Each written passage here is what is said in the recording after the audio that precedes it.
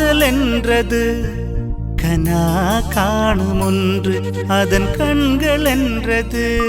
காதல் என்ற பேச்சு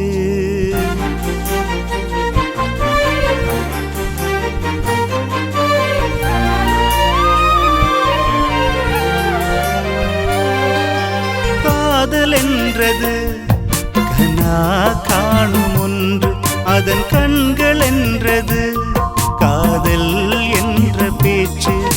கடிதம் போட்ட நானும் அதை படித்து முடித்த நீயும் முடிவெடுத்த நானும் அதை தீர்ப்பு கொண்ட நீயும் கண்மணி இங்கே காதல் கவிதை சொல்கிறேன் காதல் என்ற